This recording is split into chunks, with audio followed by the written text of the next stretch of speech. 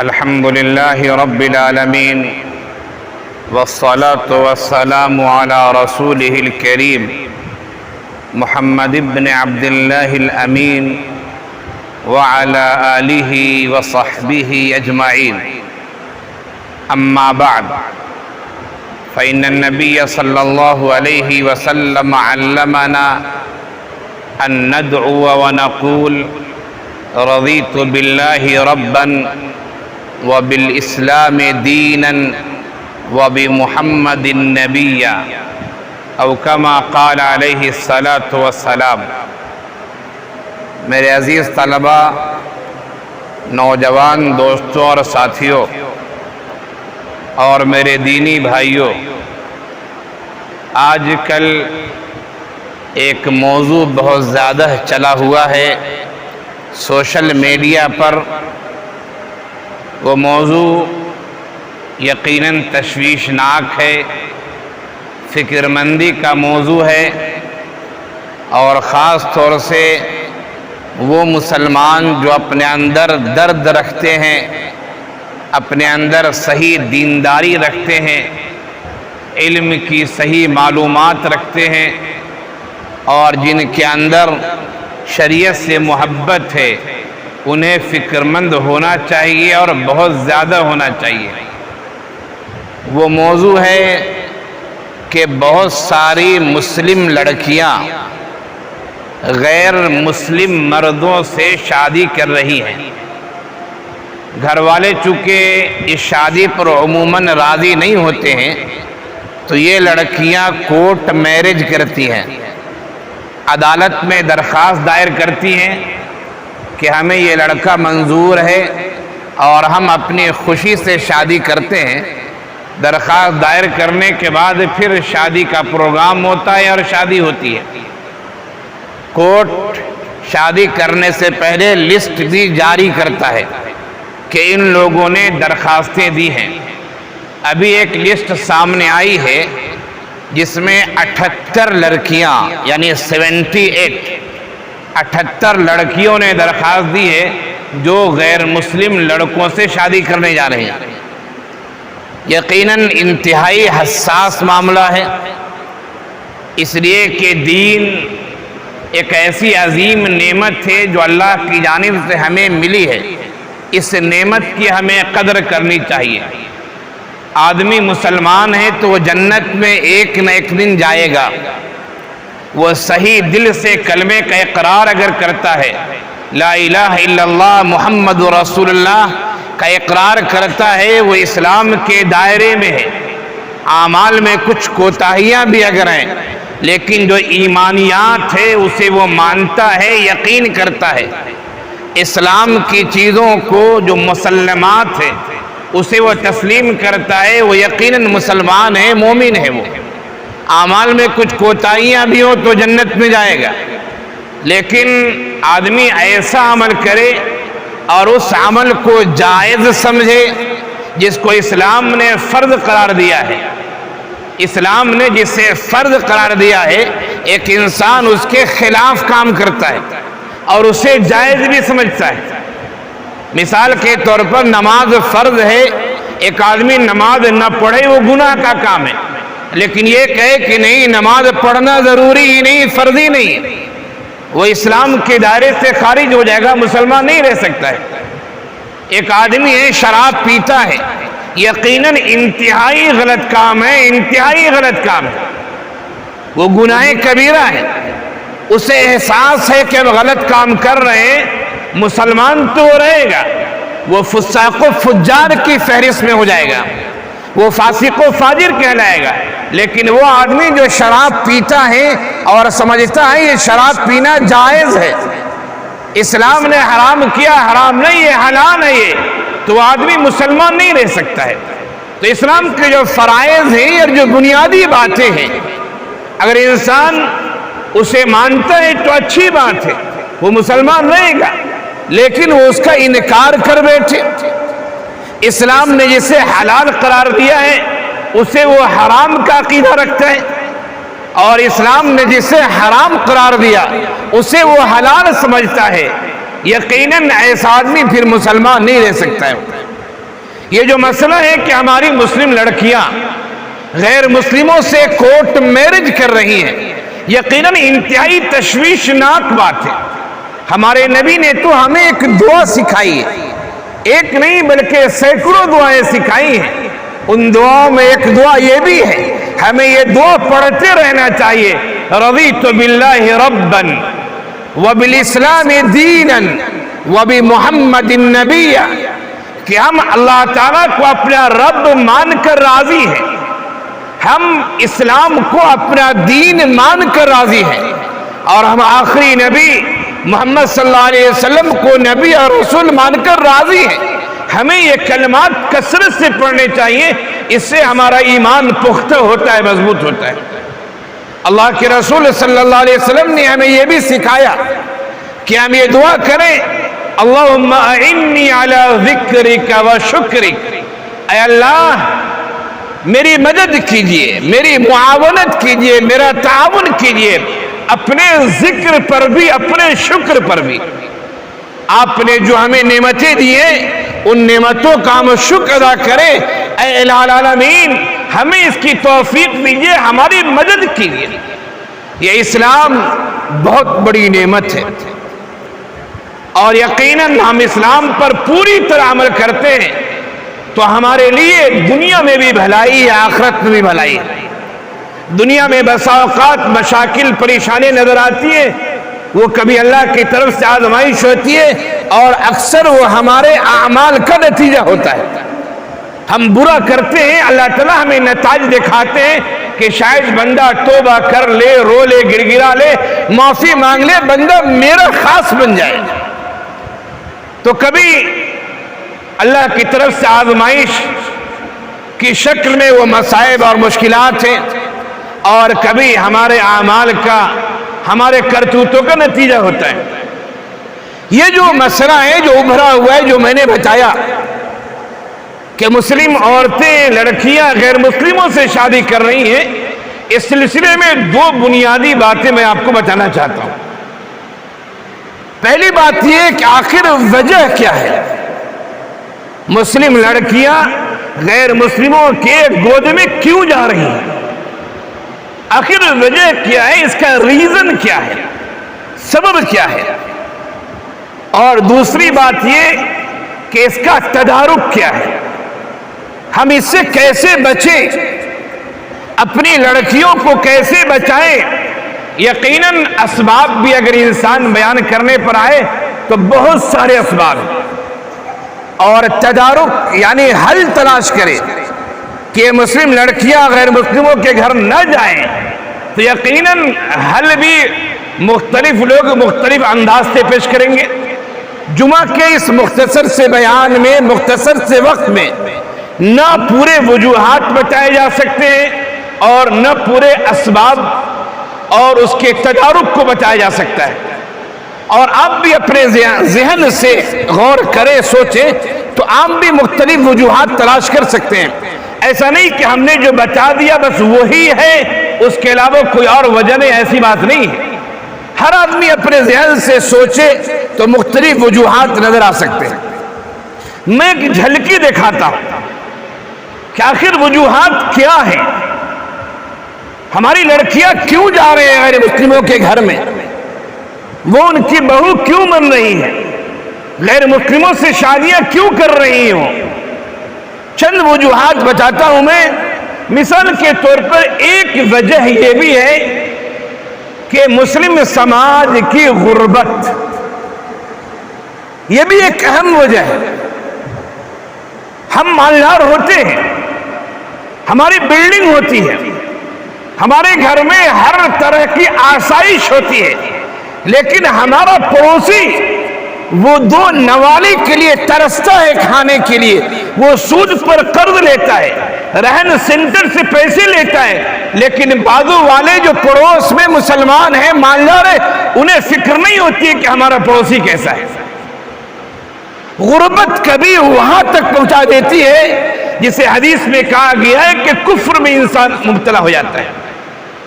کبھی ایسا ہوتا ہے کہ غیر مسلموں سے مسلم بچیاں، مسلم گھرانے قرض لیتے ہیں، اور قرض کی ادائیگی کی صورت نہیں ہوتی ہے تو پھر بات یہاں تک پہنچتے ہیں کہ لاؤ شادی کر لیتے اور قرض کو معاف کر دیتے ہیں، چھوڑ دیتے ہیں۔ تو ایک وجہ غربت بھی ہے، ہمیں اس کا جائزہ لینا چاہیے، اور وہ مسلمان جو اپنے اندر غیرت رکھتے ہیں اور تنظیمات تحریکات کو مسلم سماج کا جائزہ لینا چاہیے اور غریبوں کا تعاون، غریبوں کی مدد کرنی چاہیے۔ میں آپ کو ایک جھلکی دکھا رہا ہوں۔ ایک دوسری وجہ دوستو، وہ بھی اہم وجہ ہے، وہ ہے دین سے دوری۔ دین سے دوری۔ کتنے ایسے گھرانے آپ کو ملیں گے کہ والدین نمازی ہیں، 5 وقتہ نمازی ہیں، سنن اور نوافل کے پابند ہیں، لیکن ان کی اولاد مسجد کا راستہ تک نہیں جانتی ہے۔ یہ تو اللہ کا کرم ہے کہ اللہ نے ہر 7ویں دن جمعہ رکھ دیا ہے، ورنہ بسا اوقات میں کہا کرتا ہوں تقریروں میں کہ شاید جمعہ کی نماز اللہ فرض نہ کرتے، یہ نماز نہ ہوتی تو شاید بہت سارے مسلمان وہ سال میں ہی ایک دفعہ مسجد میں آتی ہے، عیدگاہ جاتے ہیں۔ یہ تو جمعہ کے بہانے چلیے کہ ہر ہفتے میں ایک دن بہت سارے لوگ مسجد میں آ جاتے ہیں۔ دین سے دوری، بد دینی، یہ بھی ایک بہت بڑی وجہ ہے۔ ہمیں اپنی اولاد کو، اپنے اڑوس پڑوس کو اسلام پر چلنے والا بنانا چاہیے اور ہمیں انہیں قریب کرنا چاہیے دین سے۔ ایک دوسری وجہ، بلکہ تیسری وجہ کہی جائے، اور وہ بھی انتہائی اہم وجہ ہے، اور وہ ہے ہمارے سماج کا کو ایجوکیشن، جس کو ہم مخلوط تعلیم کہتے ہیں۔ ایک نوجوان بچہ، ایک نوجوان بچی آپس میں جب کلاس روم میں ایک ساتھ بیٹھیں گے، آنے جانے میں ملنا ہوگا، ایک دوسرے کے فون نمبرات لیں گے، تو کیا اور پانی جمع ہو جائے اور کچھ نہ ہو؟ ایسا نہیں ہو سکتا ہے۔ آگ اور پانی جب جمع ہوں گے یقیناً آگ بجھے گی، لیکن دونوں طرف سے اگر آگ ہی ہے، آگ ہے اور آگ میں آپ نے پیٹرول ڈال دیا ہے تو پھر آگ بجھے گی نہیں، آگ بھڑکے گی۔ ایک نوجوان لڑکی ہے جو بالغہ ہے، عاقلہ ہے، جذبات ہے، ایک نوجوان لڑکا ہے وہ کسی بھی دین سے تعلق رکھتا ہو، ایک طرف آگ ہے، ایک طرف پیٹرول ہے، جب دونوں ملیں گے یقیناً شعلے بھڑکیں گے، اٹھیں گے، معاملہ بگڑے گا۔ تو یہ مخلوط تعلیم، یہ بھی ایک بہت بڑی وجہ ہے۔ ایک وجہ اور بھی اہم ہے، اور وہ یہ ہے جو ہمارے ہاتھ میں اینڈرائڈ موبائل ہوا کرتا ہے، جو صرف موبائل ہی نہیں ہے بلکہ وہ پوری دنیا ہے۔ اس میں آپ علمی معلومات بھی حاصل کر لے سکتے ہیں اور اسی سے آپ بگڑ بھی سکتے ہیں۔ اور اکثر نوجوان جنہیں ہم دیکھتے ہیں کہ رات میں 2 بجے، 2:30 بجے، 12 بجے وہ سڑکوں کے کنارے، گھر کے دروازے کے باہر اور گلی کے نکڑوں پر جو نوجوان بیٹھے رہتے ہیں اور رات کے 12-1 بجے وہ موبائل دیکھتے ہیں، کیا وہ اس وقت کسی کتاب کا مطالعہ کر رہے ہوں گے؟ کیا اس وقت وہ آن لائن تعلیم حاصل کر رہے ہوں گے؟ اور اگر آپ چلے جائیں تو موبائل چھپا دیں گے یا بند کر لیں گے؟ ایک آدمی پڑھ رہا ہے تو دوسرے کے آنے کی وجہ سے موبائل کو بند کرنے کی کیا ضرورت تھی؟ موبائل کو چھپانے کی کیا ضرورت تھی؟ اس موبائل نے بھی بہت غضب ڈھایا ہے۔ یہ موبائل ایک تلوار کی طرح ہے۔ ہمارے گھر میں چھریاں ہوتی ہیں، چاقو ہوتے ہیں، ہم اس سے سبزیاں کاٹتے، گوشت کاٹتے، اور کسی کا دماغ پھر گیا تو اسی چاقو سے وہ گھر کے کسی فرد کو ذبح بھی کر سکتا ہے، اسے زخمی بھی کر سکتا ہے، اور یہ واقعات پیش آتے رہتے ہیں۔ تو یہ چند اسباب جو میں نے بتائے، غربت بھی ایک سبب ہے، دین سے دوری بھی ایک سبب ہے، مخلوط تعلیم بھی ایک سبب ہے، اور موبائل کی فتنہ گری بھی موبائل بھی ایک سبب ہے۔ یہ 4 ہی اسباب نہیں میرے دوستو، میں نے کہا آپ بھی غور کریں تو آپ بھی مزید اسباب پا سکتے ہیں۔ مثال کے طور پر ایک سبب یہ بھی ہے، بہت سارے گھروں میں شوہر بیوی میں تو میں بہت زیادہ ہوتی ہے. ایک لڑکی جوان ہے جو شادی کی عمر میں پہنچ چکی ہے. اب وہ دیکھتی ہے, بچہ جوان ہے, وہ دیکھتا ہے کہ میرے بابا میرے ماما صبح شام لڑتے ہی رہتے ہیں, ان دونوں میں بنتی ہی نہیں ہے. اب لڑکی یہ سوچتی ہے کہ اب بابا ماما خود صبح شام لڑتے ہیں, ہماری شادی کرائیں گے, پتہ نہیں کیسے گھر میں شادی کرائیں گے, لاؤ میں خود رشتہ چن لیتی ہوں, خود رشتہ اختیار کر لیتی ہوں. گھر میں سکون نہ ہونا, گھر میں عافیت نہ ہونا, گھر جنت نشان نہ ہونا, گھر میں فتنہ و فساد ہونا, یہ بھی ہماری اولاد کی بے راہ روی اور اولاد کے بگڑنے کے اسباب میں سے ایک سبب ہے. خیر یہ چند اسباب میں نے بتائے آپ کو, آپ غور کریں, آپ کو بھی بہت سارے اسباب مل جائیں گے. اب ایک دوسرا سوال کہ آخر اس فتنے سے بچا کیسے جائے, اس فتنے سے محفوظ کیسے رہے, اس کا تدارک کیا ہو. یقیناً تدارک کے بھی بہت سارے طریقے ہو سکتے ہیں. آپ غور کریں, اگر آپ کا ذہن اختراعی انداز کا ہے, وہ چیزیں وجود میں لاتا ہے, نئی چیزیں سوچتا ہے, آپ بھی بہت ساری چیزیں سوچ سکتے ہیں. میں بھی چند باتیں آپ کے سامنے رکھتا ہوں.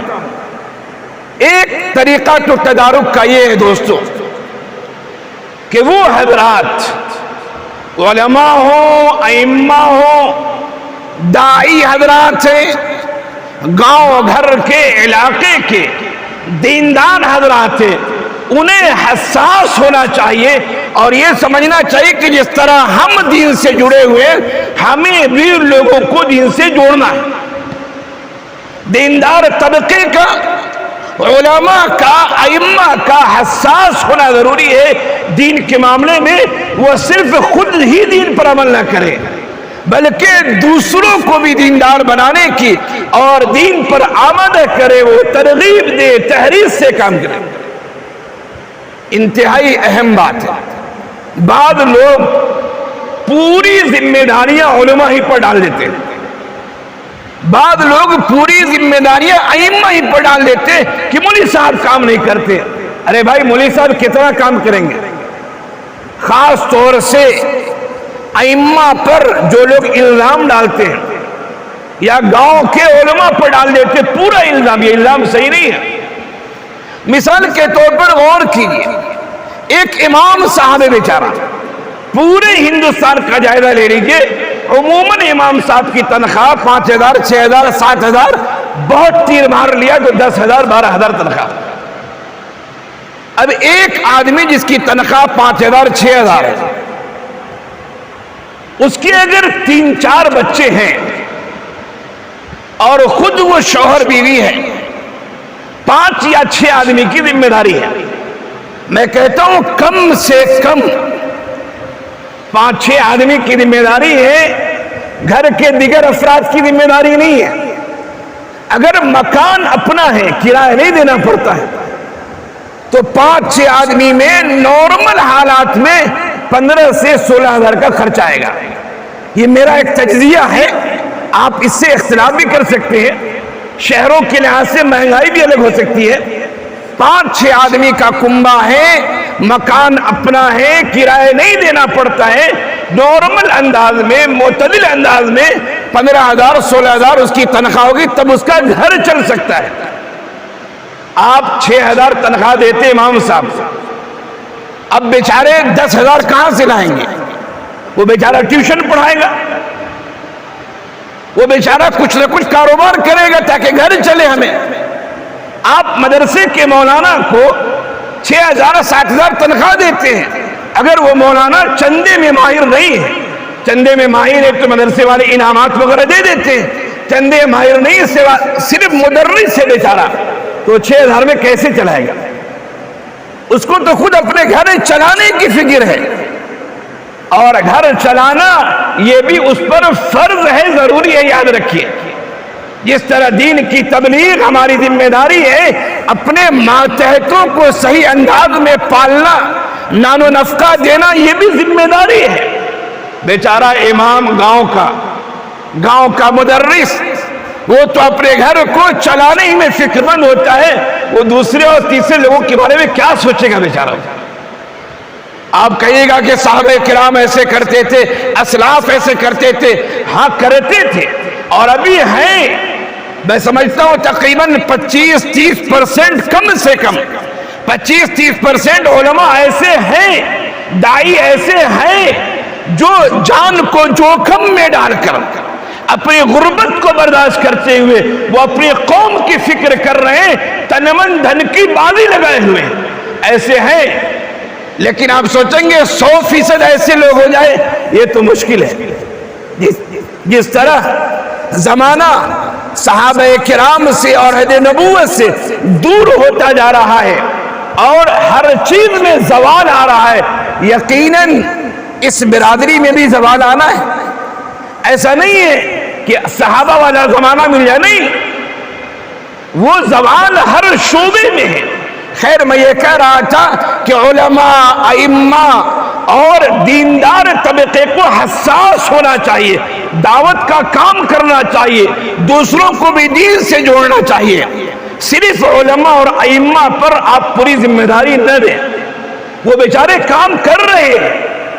ایک امام بھی چاہے تو امامت چھوڑ کے دوسرا کام کر سکتا ہے، لیکن کتنے ائمہ ایسے جو دینی غیرت کی وجہ سے، دین پر عمل کرنے کی، دین کی خدمت کی وجہ سے وہ اس کام کو اپنائے ہوئے ہیں۔ ان کی ذمہ داری ہے، گاؤں سماج کے دوسرے افراد کی بھی ذمہ داری ہے۔ دوسری بات یہ ہے دوستو کہ ہمیں دعوت کو ایک مہم کے طور پر اختیار کرنا ہے۔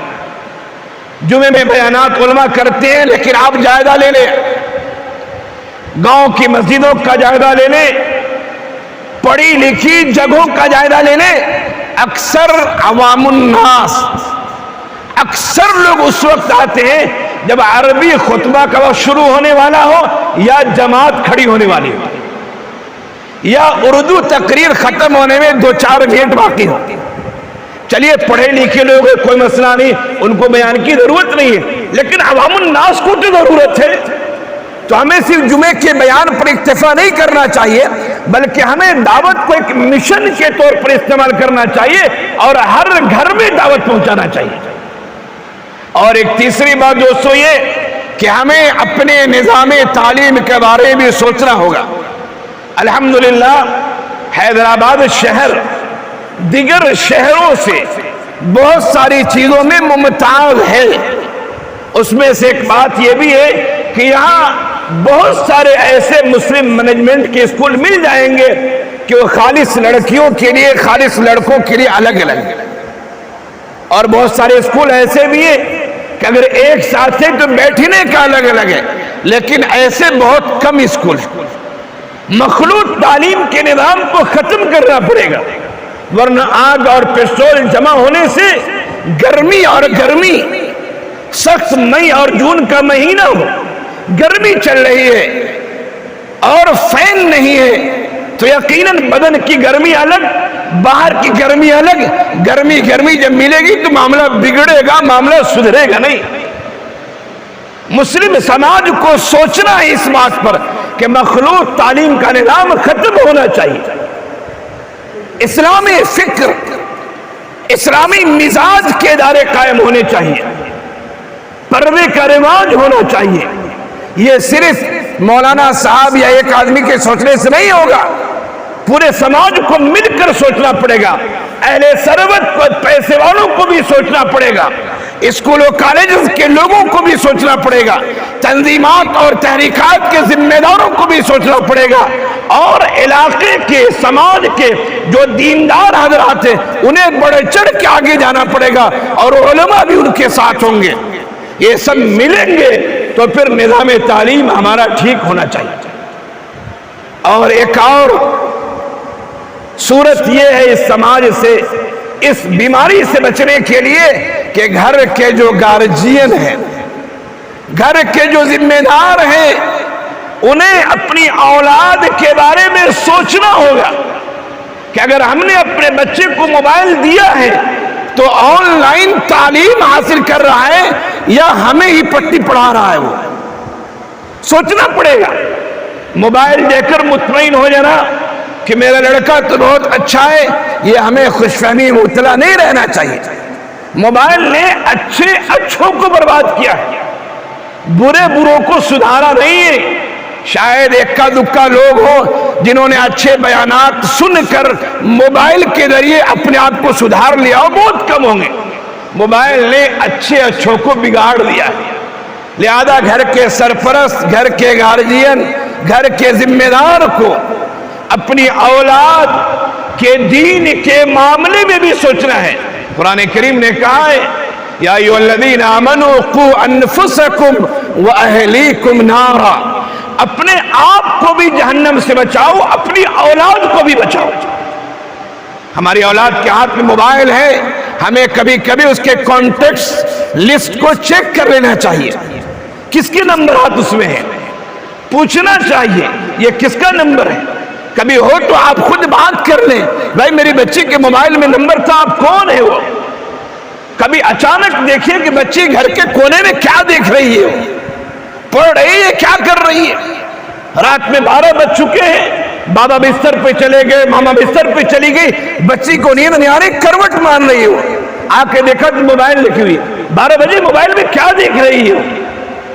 گھر کے افراد کے لیے بھی حساس ہونا، اپنی ذمہ داری سمجھنا اور اپنی اولاد کے لیے فکر مند ہونا، یہ بھی ضروری ہے. دوستو، میں نے آپ کو اس عنوان کے تحت کہ مسلم لڑکیاں غیر مسلموں سے شادی کر رہی ہیں اور کورٹ کی ایک لسٹ آئی ہے 78 بچیاں بھی ایسی ہیں جنہوں نے درخواست دی ہے. آخر اس کے اسباب کیا ہے، ریزن کیا ہے، وجوہات کیا ہے اور اس کا تدارک کیا ہو، بچا کیسے جائے، ان دونوں پوائنٹ پہ میں نے اپنے لحاظ سے آپ کی خدمت میں باتیں پیش کی ہیں. آپ کے ذہن میں اور باتیں ہوں گی، آپ ان باتوں کو بھی ہماری باتوں میں ملا دیں اور کمر بستہ ہو جائے اپنی اصلاح کے لیے، اپنے گھر والوں کی اصلاح کے لیے، اپنے پڑوس کی اصلاح کے لیے، اپنے سماج اور محلے کے دیگر افراد کی اصلاح کے لیے. یہ بھی ہماری ذمہ داری ہے اور ہم اسے اپنی ذمہ داری سمجھیں. ہو سکے تو زبان سے منع کیجیے، نہ کر سکے پہلے تو ہاتھ سے منع کیجیے، نہ کر سکے زبان سے منع کیجیے، یہ بھی نہ کر سکے تو کم سے کم برے کام کو اپنے ذہن و دماغ سے برا سمجھیں، غلط سمجھیں، یہ تو کر سکتے ہیں. یہ سب سے ادنا درجہ ہے ایمان کا. اللہ تعالی ہم سب کو کہنے سننے سے زیادہ عمل کی توفیق عنایت فرمائے. اصلاح معاشرہ کا علم بردار اللہ تعالی ہم سب کو بنا دے اور ہمارے ذریعے اسلام کی سربلندی کے لیے، انسانیت کے فلاح و بہبود کے لیے اللہ خوب سے خوب کام لے، اخلاص کے ساتھ کام لے. اپنی توفیق دے، بغیر توفیق کے یہ سب کام نہیں ہو سکتے ہیں. آمین یا رب العالمین. وآخر دعوانا ان الحمدللہ رب العالمین.